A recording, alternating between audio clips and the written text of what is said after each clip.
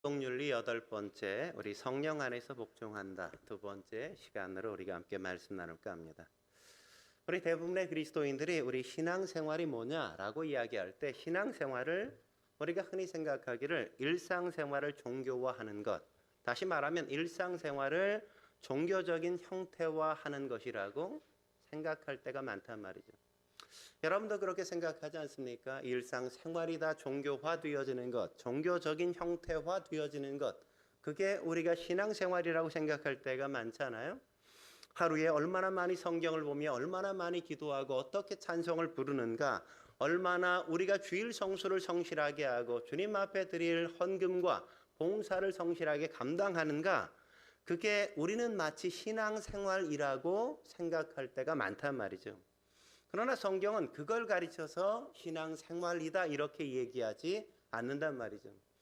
우리가 일상생활을 이야기할 때 오늘 뭐 했어? 이렇게 얘기하면 그냥 밥 먹고 잤어? 이런 얘기를 합니까? 아니죠. 나 오늘 출근해서 뭣도 하고 어디 가서 누구도 만났어? 이런 얘기를 하는 게 우리가 생활을 나누는 것 아니에요. 그것처럼 우리가 밥 먹고 잠자는 건 우리가 일상의 생활을 살아가기 위한 에너지의 공급이고 우리의 체력을 단련하는 일이 되는 것이란 말이죠. 그것처럼 우리가 신앙생활을 하기 위해서 기도하고 말씀을 보고 찬송을 부리고 주일 성수를 하고 11조를 드리고 또 우리가 봉사하는 건 우리가 당연히 영양 공급을 받고 체력 훈련을 하고 그러는 것과 마찬가지란 말이죠. 그것이 궁극적으로 어떻게 우리의 일상생활을 신앙생활로 만들어가는가는 그것을 깨닫고 배우고 익혀서 마침내 그것이 은혜를 받아 일상의 삶 가운데 우리의 삶의 변화를 만들어내느냐가 바로 신앙의 삶이란 말이죠. 신앙생활이라고 이야기하는 겁니다. 그런 차원에서 성령 충만한 것이 우리의 일상생활로 어떻게 드러나는가라고 이야기할 때 바울은 가장 중요한 표지가 뭐냐? 그게 바로 피차 복종하는 것으로 드러난단 말이죠. 그러니까 이 사람이 참 경건한 신앙생활을 하는 사람인가? 참으로 주님을 잘 좇고 있는가? 뭐로 우리가 확인할 수 있다고요? 내가 얼마나 잘 복종하며 사는가? 내가 얼마나 잘 피차 복종하며 살고 있는가를 보면 알 수 있단 말이죠. 우리의 일상의 삶 가운데 부부의 생활 속에서 부모와 자녀의 관계 속에서 직장에서 직장 상사와 부하 직원 관계 속에서 얼마나 잘 우리가 복종하며 살고 있는가를 보면 그게 바로 우리가 신앙생활을 잘하는가 잘하지 않는가를 거기서 확인하는 거란 말이죠. 우리가 지난주에 그런 부분에서 피차 복종하는 것이 어떤 것인가를 살폈다면 오늘은 그 복종을 만들어내는 그 동기, 힘, 그게 뭐냐고 얘기하는 내용을 우리가 살피는 겁니다. 뭐라고 이야기했어요? 그리스도를 경외함으로 피차 복종하라. 그러니까 피차 복종하는 게 가능하게 만드는 게 뭐라고요? 그리스도를 경외하는 것이 피차 복종하게 만든다고 이야기하는 겁니다. 그렇다면 그리스도를 경외한다는 게 뭘까요? 그렇다면 우리가 그리스도를 경외해야 하는 이유가 뭐겠습니까? 첫째로 이것이 우리의 삶을 지배하는 동기여야 하기 때문이란 말이죠. 이것이라는 건 뭐예요? 그리스도를 경외하는 것이 우리의 삶을 지배하는 동기여야만 한단 말이죠. 그래서 바울은 21절에 그리스도를 경외함으로 피차 복종하라고 얘기할 뿐만 아니라 강론으로 나가서 부부의 삶을 이야기할 때도 부모와 자녀 간의 삶을 이야기할 때도 상사와 종의 관계를 이야기할 때도 각각 매 순간순간마다 죽게 하듯 그렇게 복종하라고 요구하고 있다는 걸 우리가 놓치면 안 돼요. 그래서 그리스도를 경외함으로 피차 복종하라는 건 일반적인 원리이고 강론을 들어갔을 때에도 그것을 늘 상기시키고 있단 말이죠. 그런데 우리는 어때요? 우리가 이걸 간과하고 잊고 살 때가 너무 많단 말이죠. 모든 건 그리스도를 경외하는 것이라는 그 기초 위에서 시작된다는 사실을 우리가 놓치면 안 돼요. 근데 우리가 이 피차 복종한다는 걸 우리가 이렇게 잘못 오해하는 경우가 참 많아요. 첫 번째 뭐냐면 우리가 모든 일에 피차 복종함으로 해야 하는 이유는 그렇게 하는 게 대단히 훌륭한 거기 때문에 한다는 착각을 할 때가 있단 말이죠. 이게 훌륭한 걸까요? 이게 대단한 겁니까? 아니에요. 성경은 그게 대단한 거고 위대한 것이고 놀라운 것이니까 그게 신앙에 성숙한 사람만이, 신앙을 오래 생활한 사람만이 그걸 할 수 있다고 이야기하잖아요. 이건 누구나 다 마땅히 해야 될 일이란 말이죠. 그렇게 피차 복종하지 않는 건 도리어 이상한 것이고 잘못 살아가는 거란 말이죠. 피차 복종하는 건 우리가 해야 될 마땅한 일이라고 성경이 우리에게 가르쳐주는 겁니다. 왜냐하면 우리가 예수님을 구세주와 주님으로 믿기 때문에 그렇단 말이죠. 예수님은 우리를 구원하시기 위해서 십자가에 달려 돌아가셨을 뿐만 아니라 우리의 인생의 삶을 인도하시고 다스리시기 위해서 그분은 부활하셨다는 사실을 우리가 믿고 알기 때문인 겁니다. 그러므로 예수님은 당신이 명령하실 수 없는 사람을 구원하시지 않았다고요. 그분은 언제나 하나님의 말씀 앞에 복종할 수 있는 사람들을 구원하셨단 말이죠. 그러므로 그리스도인은 자신이 하기 위하여, 자신이 하기 좋아하는 일을 하기 위하여 살아가는 존재가 아니란 말이죠. 내가 옳다고, 내가 좋다고 생각하기 때문에 그 일을 하는 게 아니라 내가 그리스도를 경외하기 때문에, 주님을 사랑하기 때문에 주를 위하여 그 일을 하고 사는 것이란 말이죠. 그래서 바울이 뭐라고 이야기합니까? 먹든지 마시든지 무엇을 하든지 다 뭐를 위하여 하라? 하나님의 영광을 위하여 하라고 요구하고 있단 말이죠. 두 번째, 우리가 모든 일에 피차 복종함으로 해야 하는 이유는 이게 사회적인 평등을 만드는 기초이기 때문이라고 우리가 착각할 수가 있단 말이죠. 비그리스도인들도, 그리스도인이 아닌 사람들 역시도 평등의 가치를 얼마나 소중하게 여깁니까? 이 정부가 출범하면서 가장 먼저 캐치프레이즈를 든 게 뭐예요? 기회는 평등하게, 과정은 공정하게, 결과는 정의롭게. 저는 이렇게 멋진 표를 못 봤어요. 되게 멋있어. 세상 사람들도 기회가 평등해야 된다는 거 누구나 다 안단 말이에요. 이게 틀리지 않은 말이에요. 마땅한 말이죠. 그죠? 계급이 사라지고 차별이 없는 사회, 그런 사회면 얼마나 좋겠어요. 그걸 추구해야 되는 건 마땅한 거죠.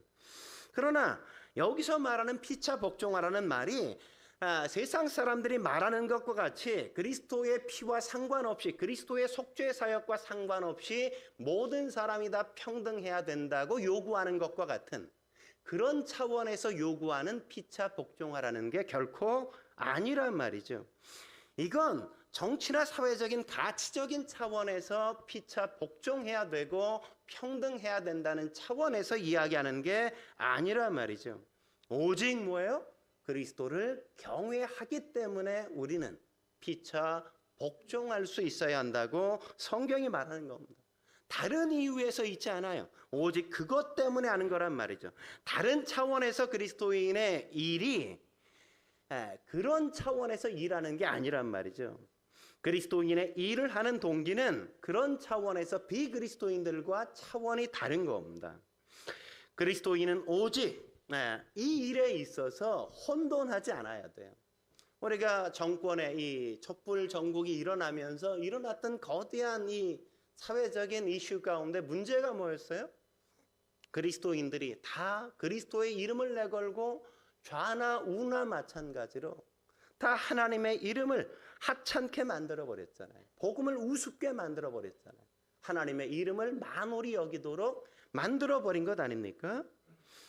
우리가 관심을 가져야 될 건 그냥 그런 사회적인 관심이나 정치적인 이슈 때문이 아니라 그리스도를 경외하는 것에 우리의 초점이 맞춰져 있어야 된다는 사실을 놓치면 안 되는 겁니다. 세 번째, 우리가 모든 일에 피차 복종함으로 해야 하는 이유는 그게 사회가 요구하는 예의 범절이나 에티켓과 같은 것이기 때문도 아니란 말이죠. 모든 사회나 공동체는 그 사회의 규범이나 규례나 어떤 에티켓 같은 것들이 있어요. 우리 사회에도 마찬가지, 어른을 공경해야 된다.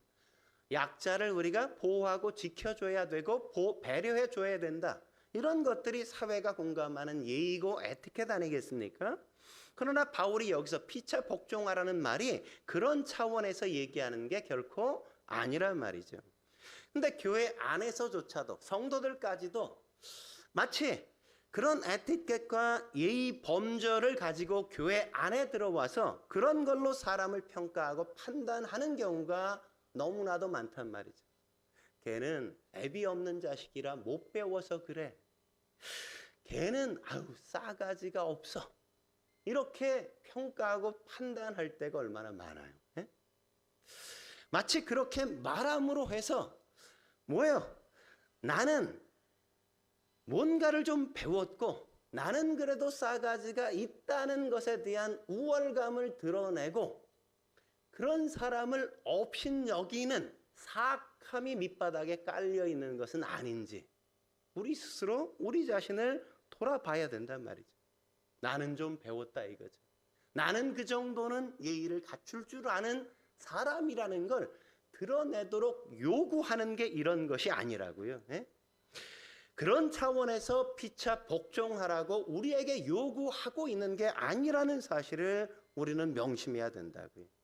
바울은 그런 차원이 아니라 자랑하는 게 너희와 내가 달라라는 걸 드러내기 위한 차원에서 피차 복종하라고 요구하는 게 아니라 그리스도를 경외하기 때문에 우리는 피차 복종하는 것이라는 걸 명확히 해야 된다는 겁니다. 그게 바로 바울이 살아가는 삶의 원리였단 말이죠. 네 번째, 우리가 모든 일에 피차 복종함으로 해야 하는 이유는 그게 법을 지키는 것이기 때문에 법이기 때문에 지켜야 한다는 착각을 할 때가 많단 말이에요. 기독교인은 물론 법을 지켜야죠. 그러나 법이기 때문에 지키는 것보다 지키는 게 결코 이게 아니란 말이죠. 우리는 하나님의 율법이 이것을 명하기 때문에 피차 복종하는 것이라고 말하지도 않는단 말이에요. 왜냐하면 하나님의 율법을 지키는 게 그리스도인의 1차적인 삶의 목적이 아니기 때문에 그렇단 말이죠. 그리스도인의 피차 복종하는 이유는 최우선의 이유는 우리가 그리스도를 경외하는 것에 있다는 사실을 결코 놓쳐서는 안 되는 겁니다. 물론 주님이 하라고 지시하신 모든 것들이 율법 가운데 다 담겨 있는 건 사실이죠. 예를 들면 오늘 앞으로 우리가 배워갈 거지만 6장 1절에서 말하는 건 역시도 자녀들에게 요구하는 건 역시도 마찬가지 아닙니까? 6장 1절에 뭐라고 얘기해요? 자녀들아 주 안에서 너희 부모를에게 순종하라. 이것이 옳으니라. 내 아버지와 어머니를 공경하라. 이것은 약속 있는 첫 계명이다. 이렇게 얘기하잖아요. 이게 어디 있었어요? 구약의 10계명 가운데 있었잖아요. 이걸 누가 지켜요? 이건 유대인들도 다 지킨단 말이죠. 근데 이게 유대인들이 지키는 이유와 그리스도인들이 지키는 이유가 다르단 말이죠. 그들은 이게 10계명이기 때문에 지키는 것이지만 우리 그리스도인들은 이게 10계명으로 주어진 계명이기 때문에 지키기보다 우리는 그리스도를 경외하기 때문에 이걸 지켜가고 있다는 사실을 우리가 놓쳐서는 안 된다는 겁니다.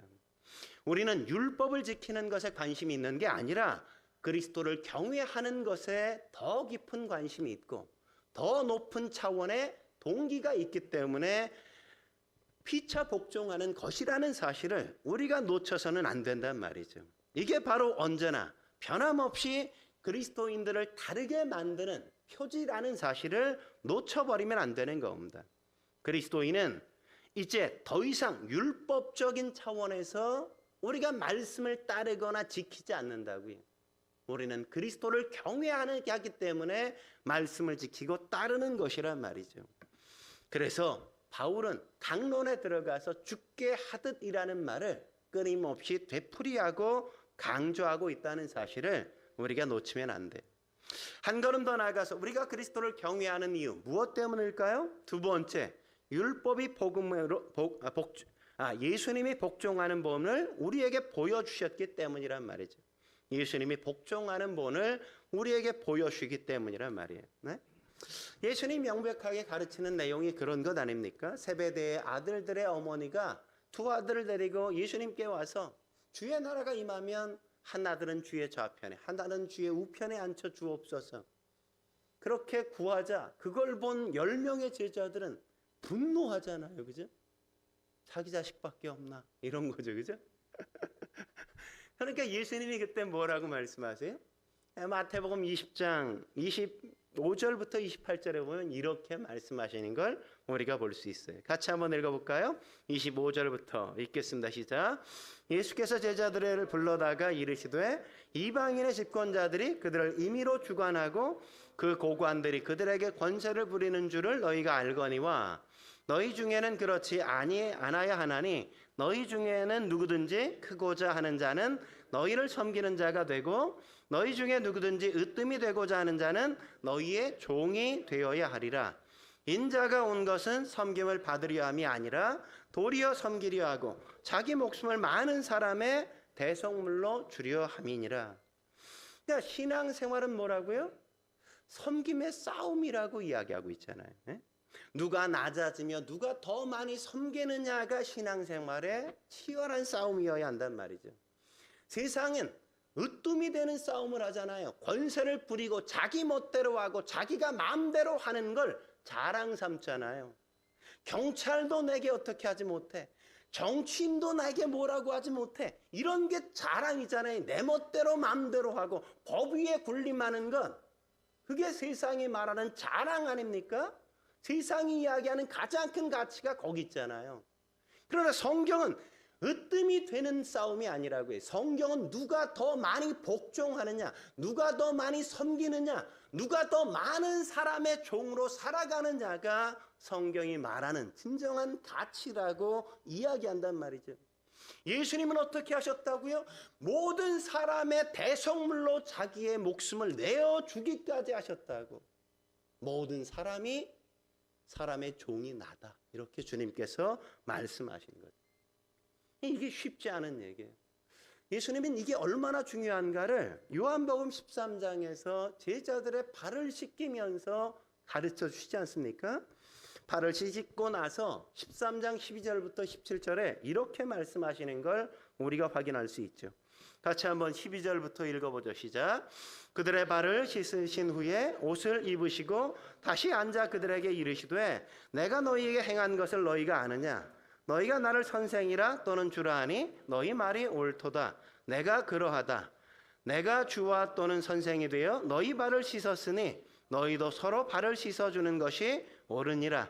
내가 너희에게 행한 것 같이 너희도 행하게 하여 본을 보였노라.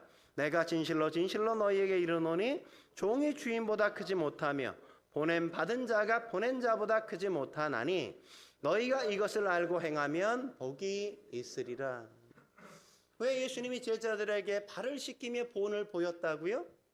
앞으로 제자들이 이제부터는 너희가 그렇게 살면 안 되고 너희가 진정 무엇을 위하여 살아야 할지 어떻게 살아야 할지를 가르치기 위해서 예수님이 제자들의 앞에서 무릎을 꿇고 그들의 발을 씻겼단 말이죠. 그 당시 누가 발을 씻겼는지 아십니까? 유대인들은 종이라도 종인 유대인에게는 발을 씻기는 일을 절대 시키지 않았어요. 이방인 종, 가장 하찮고 지옥의 땔감 정도로 여기는 그런 존재들에게만 발을 씻겼단 말이에요. 씻을 수 있게 만들었단 말이에요. 그러니까 예수님이 발을 씻겼다는 건, 제자들의 발을 씻겼다는 건 나는 그런 하찮은 존재라는 거죠. 그런 같지 않은 존재라는 거죠. 그런 모습이 되어서 직접 제자들의 발을 씻긴 겁니다. 왜 그렇게 하셨어요? 제자들이 예수님과 함께 동행하면서 예수님이 어떤 분인지를 알고서 그들이 너무 기고만장하게 살았단 말이죠. 그들이 뭐라 그래요? 주여 하늘을 명하여 불을 내라고 말할까요? 이렇게 얘기하잖아요. 마치 그들이 하나님이 된 것인 것처럼, 그들이 마음대로 해도 되는 것처럼 그들은 마구잡이로 그렇게 생각했단 말이죠. 예수님과 함께 다니면서 예수님이 바다를 명하니까 잠잠케 되어져요. 바다 위를 막 걸으세요. 예수님이 귀신을 명하니까 막 귀신이 떠나가요. 그냥 물고기 5마리, 떡 2덩이 가지고 그냥 기적을 일으키니까 5,000명이나 먹는 역사들이 막 만들어진단 말이죠. 죽은 나사로까지 막 일으켜져요. 그런 걸 보니까 우리가 하면 다 된다고 생각하는 거예요. 내 길을 막을 자가 없다고 생각하는 거죠. 내 마음대로 해도 된다고 그들은 생각하는 거죠. 그러니까 주님께서 어떻게 하세요? 그들 앞에 무릎을 꿇고 너희가 그렇게 능력을 가지고 함부로 살아가는 게 너희들의 본질적인 삶이 아니라 너희가 어떤 능력을 가졌든 상관없이 너희들은 이렇게 종이 되어 섬기면서 복종하면서 사는 게 너희들의 삶의 본질이어야 한다고 그들을 가르치기 위해서 그렇게 행하셨단 말이죠. 그런 삶이 아니면 이 모든 능력이 아무것도 아니라고. 예수님이 그렇게 말씀하시는 겁니다. 신앙생활이란 결국 이 싸움이라고요. 하나님이 내게 얼마나 큰 일, 위대한 일, 얼마나 놀라운 일을 시켰느냐, 그게 문제가 아니란 말이죠. 성경은 단 한 번도 모세를 칭찬한 적이 없어요. 엘리야를 위대하다고 말한 적이 없어요. 여러분, 침례 요한까지도 그가 여자가 낳은 자 중에 가장 큰 자라고 사람들은 그를 불렀지만, 그러나 예수님은 뭐라고 얘기해요? 천국에서 그보다 크지 않은 사람이 없다고 얘기하잖아요. 그는 천국에서 가장 작은 자라고요. 왜요? 그는 예수님이 십자가에 못 박히는 걸 못 봤단 말이에요. 그는 예수님이 제자들 앞에 무릎을 꿇고 섬기는 걸 그는 보지 못했어요. 그러나 우리는 그걸 봤다고요. 우리가 어떻게 살아야 하는지, 어떤 게 진정한 인생인지를 예수님의 삶을 통해서 우리는 봤단 말이죠. 우리가 살아야 하는 이유, 이 땅에 존재해야 하는 이유, 그게 무엇 때문이라고요? 우리가 그런 것을 봤기 때문에, 그런 인생으로 살도록 우리에게 요구되어 있기 때문에 이 땅에 존재하는 것이라는 사실을 우리가 놓치면 안 된다는 거죠. 마태복음 28장 18절에서 20절에 예수님이 마지막 인생을 마치면서 뭐라고 얘기하십니까? 이렇게 말씀하시는 걸 우리가 볼 수 있죠. 같이 한번 읽어볼까요? 시작. 예수께서 나와 말씀하여 이르시되 하늘과 땅의 모든 권세를 내게 주셨으니 그러므로 너희는 가서 모든 민족을 제자로 삼아 아버지와 아들과 성령의 이름으로 침례를 베풀고 내가 너희에게 분부한 모든 것을 가르쳐 지키게 하라. 볼지어다 내가 세상 끝날까지 너희와 항상 함께 있으리라 하시니라. 우린 주의 제자로 보내심을 받아서 어느 곳에 있든지 예수님을 증거하며 사는 게 우리의 삶이어야 된단 말이죠. 그런데 오늘날 얼마나 많은 사람들이 예수님을 증거하는 모습이 그렇게 보기 좋지 않은지 모른단 말이에요. 우리가 먼저 진리를 깨닫고 알았다는 것 때문에 진리를 모르는 사람 앞에 가서 나는 안다고 행세를 부리는 경우들이 너무나도 많지 않습니까? 우리가 먼저 진리를 가졌다면 예수님처럼 우리가 행해야 된단 말이죠. 오늘 예수님이 뭐라고 말씀하세요? 하늘과 땅의 모든 권세를 내게 가졌다 이렇게 얘기하지 않습니까? 우리가 그것 때문에 이 땅에 존재하는 거란 말이에요. 우리가 먹고 마시기 위해 이 땅에 사는 게 아니라고요. 우리가 유명해지고 우리가 더 행복해지고 더 많은 권세를 누리기 위해서 이 땅에 존재하는 게 아니라 하늘과 땅의 모든 권세를 가진 그분 때문에 우리가 존재하고 그분 때문에 우리가 섬기면서 이 땅에 살아간단 말이죠. 여러분, 하나님이 하늘과 땅의 모든 것을 갖고 계신 그분께서 우리를 이 땅에 보내시고 우리를 통해서 뭘 하시기를 기대하시겠습니까? 하늘과 땅의 모든 권세를 가졌다는 그분께서 뭐가 답답해서 뭐가 더 필요해서 우리 같은 하찮고 보잘것없는 인생을 부르시고 당신의 사역을 맡기겠어요? 우리가 뭔가를 대단하게 잘하기 때문에 그러겠습니까? 우리가 뭔가를 하나님의 속을 시원하게 만드는 그런 역사를 만들기 때문이겠어요? 아니에요. 그걸 통해서도 나를 빚으시고 나를 섬기시고 내 종으로 나를 붙드셔서 나를 섬기셔서 하나님의 자녀답게 만드시기 위해서 그분은 우리에게 그런 사역까지도 맡기시는 것이지 우리가 뭐 꽤 괜찮은 사람이기 때문에 맡기는 게 아니라는 사실을 우리가 놓치지 말아야 한단 말이죠. 그렇기에 모든 그리스도인이 해야 될 일이 있다면 여기서 예수님께서 요구하시는 것처럼 우리에게 분부한 모든 것을 가르쳐 지키게 하는 것, 그게 우리가 살아야 될 삶의 내용이라. 예수님이 분부한 모든 게 뭐예요? 섬기라고요. 섬기라고. 지라고요. 좀 당해라고요. 좀 손해를 보란 말이에요. 여러분들이 기다려줄 줄 알아야 된다고 성경이 요구하고 있지 않습니까? 오른뺨을 치면 왼뺨을 돌려대고 오리를 가자 하면 흰일까지 가지고 속옷을 달라 하면 겉옷까지 벗어줄 줄 아는 그런 인내, 그런 참음, 그렇게 섬겨주는 태도, 그게 우리가 살아야 될 삶의 모습이어야 된다. 70번씩 7번까지라도 용서할 줄 알아야 된다고요. 3번 참아줘서 안 되면 5번 참아주고, 5번 용서해줘서 안 되면 10번 용서해주고, 10번 용서해줘서 안 되면 100번까지도 용서해주는 것이란 말이에요. 그러다 보면 어느 날 용서하는 게 되는 날이 있어요. 언제? 내가 죽으면 우리는 그렇게 그냥 아무렇지 않게 용서하게 되어진다니까요. 네? 그때 비로소 우리가 하나님의 자녀다워지고, 우리의 몸에서 예수님의 향기가 나오고, 우리의 삶에서 사람들이 예수님을 읽기 시작하는 것 아니겠습니까? 여러분의 마음속에 아직도 억울하고 아직도 분노가 있다면 우리는 아직도 성숙한 사람이 아니고 예수님을 닮지 못한 사람이라는 사실을 우리가 놓치지 말아야만 합니다.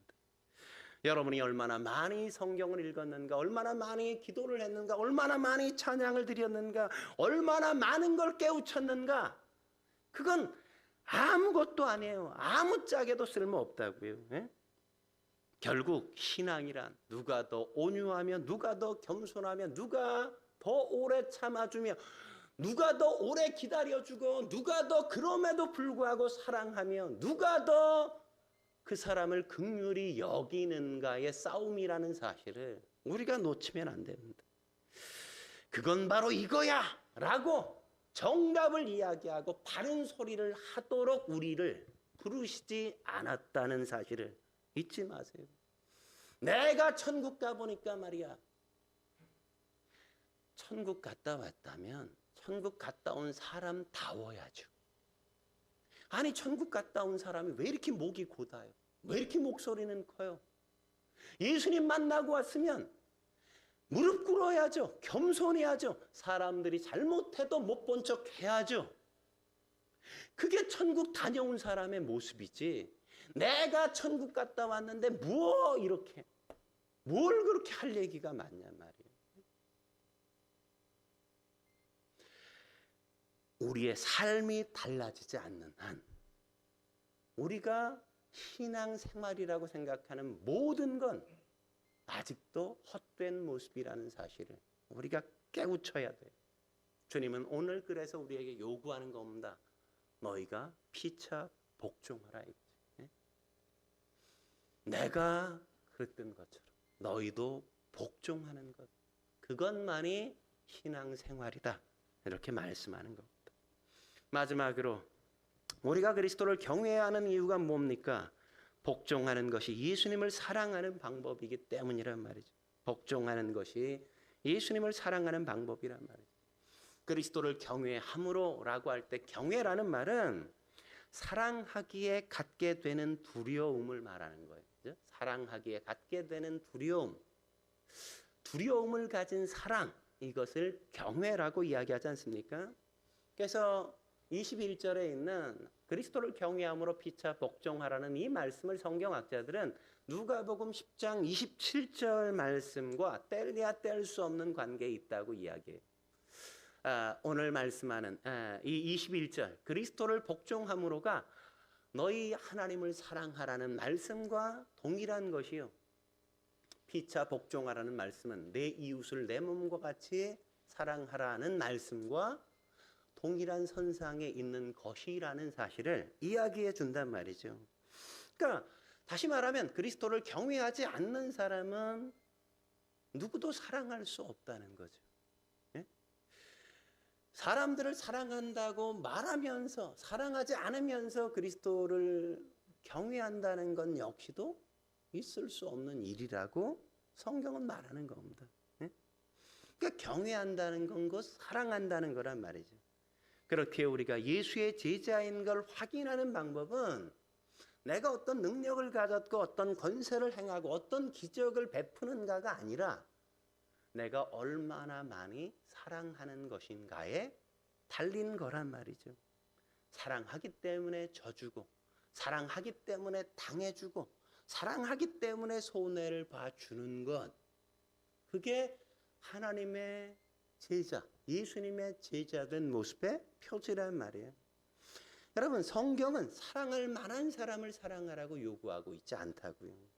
상대방이 사랑할 만한가 그렇지 않은가를 떠나서 우리의 책임은 그리스도를 경외하기 때문에 사랑할 수밖에 없는 존재라고 성경은 이야기하는 겁니다. 이게 그리스도인의 최고의 기준이란 말이죠. 그리스도를 경외함으로 피차 복종하는 거란 말이에요. 이 말은 상대방이 사랑할 만한가, 상대방을 용서할 만한가, 상대방을 신뢰할 만한가, 그걸 따지지 말라는 거예요. 따지지 말라고요. 사랑과 경외는 주님에 관한 문제란 말이죠. 그리스도를 경외한다면, 그리스도를 참으로 사랑한다면, 그러면 너희가 피차 복종해야만 된단 말이죠. 상대방에게 복종할 만한 게 있어서가 아니라 내가 주님을 경외하고 사랑하기 때문에 그 사람에게도 내가 복종해 주는 것, 그게 바로 우리가 해야 될 삶의 모습이라고요. 여러분, 다윗을 생각해 보십시오. 그가 압살롬의 반란이 일어나자 그가 그냥 왕궁에서 도망치잖아요. 막 도망치는데 시므이가 막 나타나서 막 다윗을 저주하지 않습니까?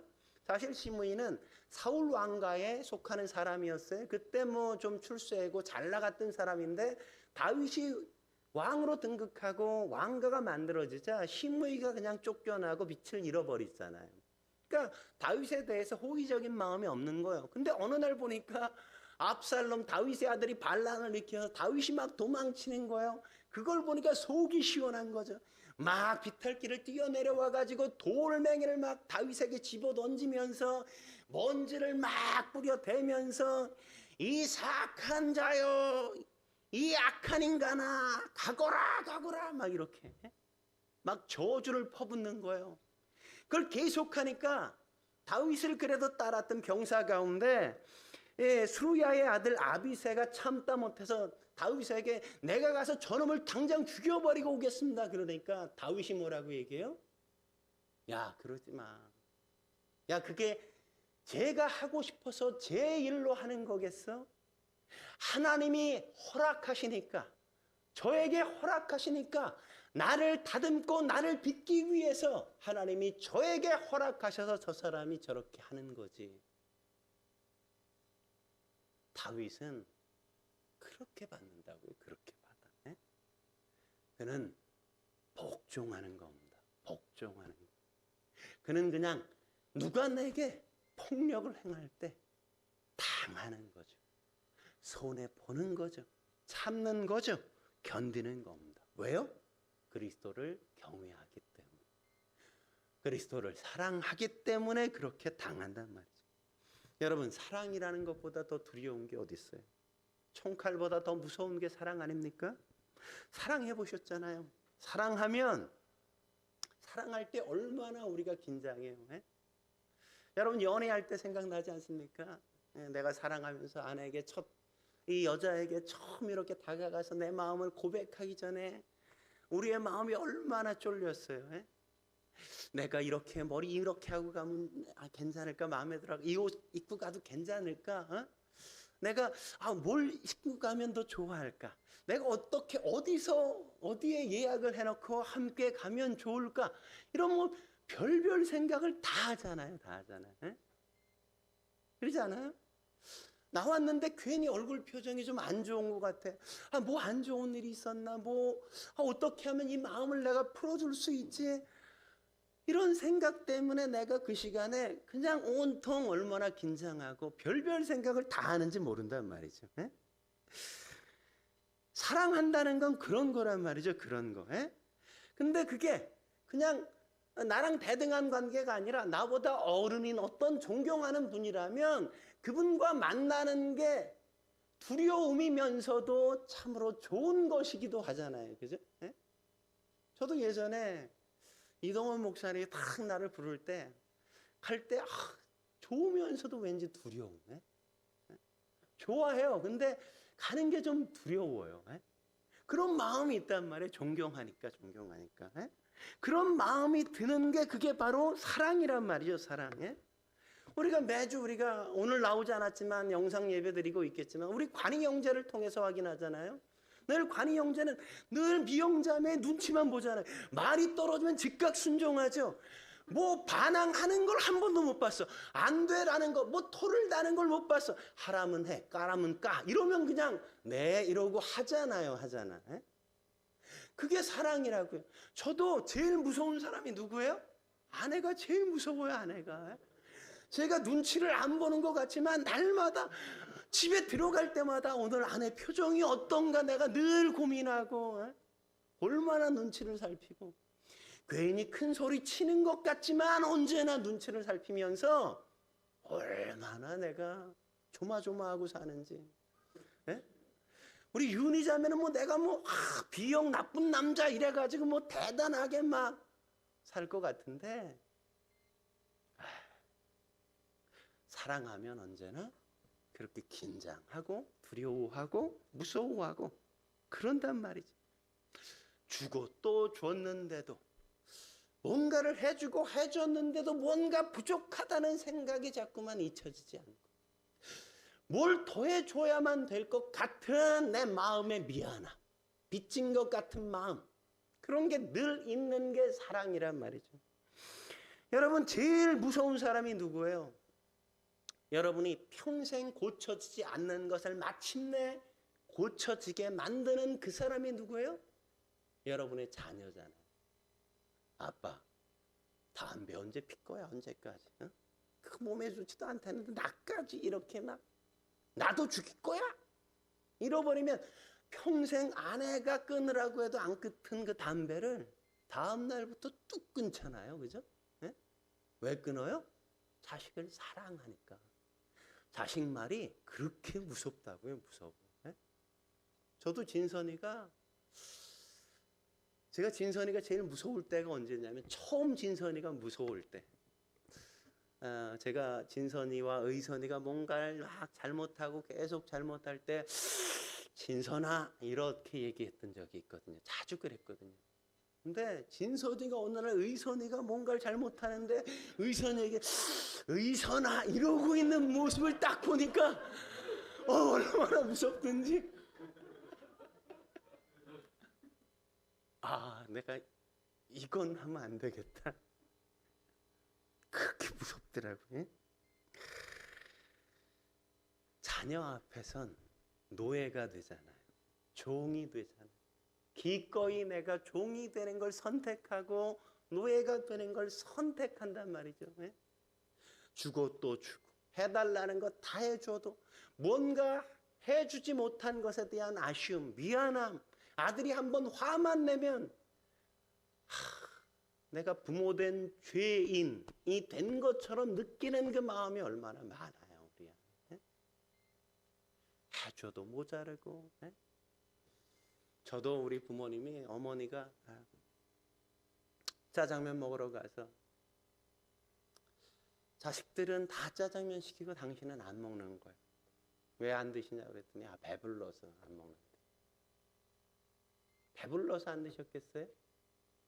그리고 우리 먹는 거 보면서 그렇게 좋아하세요. 뭐가 좋겠어요? 당신 입에 아무것도 안 들어가고 당신도 먹고 싶고 배고픈데. 근데도 자식들 짜장면밖에 못 시켜주는 게 그렇게 미안하고 안 됐고 부모 잘못 만나서 내 자식들이 고생한다는 그런 죄책감을 늘 갖고 사는 게 사랑이기 때문에 그런 거잖아요.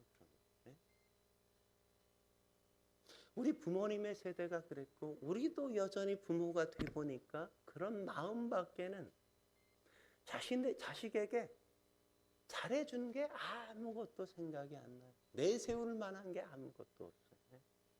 다 미안하죠. 못해줘서. 그 마음이 사랑이라고 해요. 사랑. 우리가 주님에게 못해드린 게 뭐가 있나? 내가 어떻게 하면 주님이 더 기뻐하실까? 그런 게 늘 떠올라서 주님에게 죄송스럽고 미안하고 안 됐고 고개를 들 수 없고 그것보다 더 큰 사랑이 어디 있겠습니까? 그분이 그렇게 우리를 사랑하셨다면 우리 역시도 그렇게 사랑해야죠. 그게 바로 여기서 말하는 피차 복종하라는 말씀인 겁니다. 저와 여러분들이 그것들을 끊임없이 훈련할 수 있길 주의 이름으로 축원합니다. 큰 소리 치고 있다면, 누군가에게 승질을 부리고 있다면 내가 그렇게 살지 않고 있다는 사실이라는 걸 확인하고 나를 복종시키길 주의 이름으로 축원합니다. 함께 기도하시겠습니다.